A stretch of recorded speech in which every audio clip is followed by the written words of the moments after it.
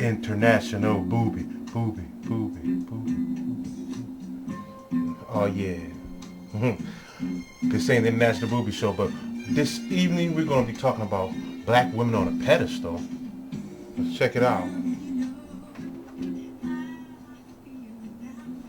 Now, back in the day, which is what we don't get taught in school, which I wasn't taught in school, that there were black communities that were prosperous and very little crime, and we had our own business. We had our own banks, we had our own insurance companies, we had our own cleaners, we had our own everything. There was there was Tulsa, Oklahoma, Black Wall Street, and a couple of other communities. Well, let's check it out. Don't take my word for it. We're gonna take it here. All right. The Great Migrations.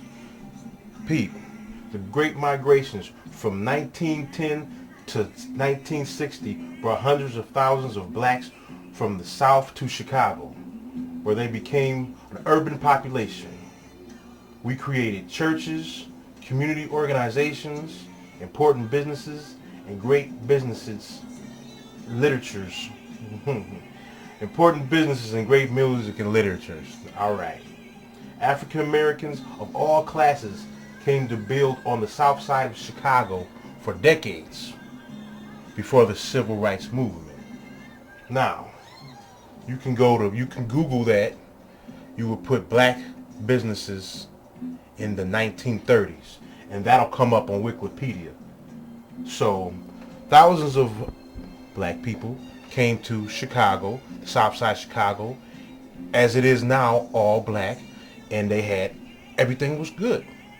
It was a black community, and brothers wasn't shooting each other, and the woman was put on a pedestal. The family was very important. Believe it or not, hey, it's right here. But the fact of the matter is, baby boomers did not teach that to me. And so Generation X can't teach it to Generation Y. We're being miseducated by the omission of history. Now, I had no idea that we had flourishing black communities back in the 1900s, 30s, and the 40s, and the 50s. I was never taught that in school, and my parents didn't teach it to me. But when I found out, when I got older, I had a new sense of pride. Really? I thought we came out of slavery and was doing like we're doing now, shooting and robbing each other, but that wasn't the case. Let's go to New York and see what they were doing there. All right. Harlem. Beauty parlors were the most prevalent for black businesses in Harlem in the 1920s and the 1930s. When George Edmund Hines, the founder of the Urban League, did a survey of the neighborhoods in 1921, he found 103 hairdressers pop up. Let's see. 101 hairdressers compared to 63 tailors, pressers and cleaners, and 51 barber shops. What's that mean? That means that the black woman was able to have her own business and flourish and be an entrepreneur. Now, did the white woman have the right to open up her own business? No. Only the black woman had the right to open up her own business and flourish and bring that money back to the family. And the man was working too and brought that money back to the family, and the kids were able to go to college. Everybody was happy.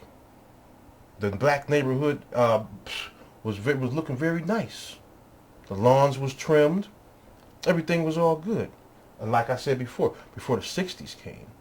Now the importance of this video is to show y'all young black women and young brothers that we had it together at one point. We did come together. How we say, oh, brothers come together. You know, black people are going to come together. We've already came together. After slavery, we did real good. Then after the 60s civil rights movement, we did real bad. When we had our own stuff. The white people lived over there on that side of the tracks. The black people lived on there on that side of the track. It was all good. That's what we claim to understand right now.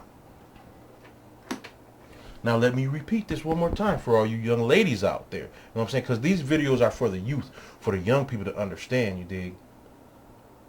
Black women had more rights than white women. And on top of that, black men put black women on a pedestal. We used to die on the streets defending y'all. Y'all wasn't getting raped like that. Y'all wasn't suffering. Y'all wasn't oppressing. The black man wasn't oppressing the black woman. The black woman had a choice. Either she could stay at home and take care of the kids, or she can open up her own business. She could do whatever she wanted to do.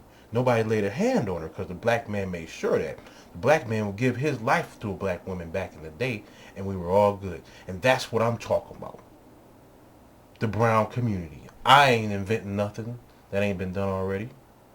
The brown movement must continue. So black women, you were on a pedestal. Your mama did not teach y'all, just like they didn't teach me, that the black family was all that.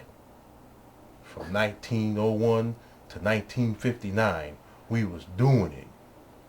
We had our own banks, everything.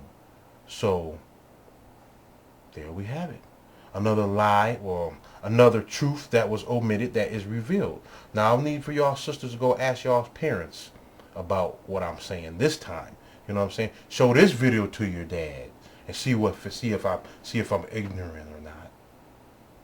Something that they lack to tell you, that the black woman was on a pedestal before the black woman. So when they went to do that feminist stuff, I don't know what was going on. The white woman was jealous of the black woman. It's an IB moment in history. And don't forget, if somebody taught you something like this, it was international, international, international, international.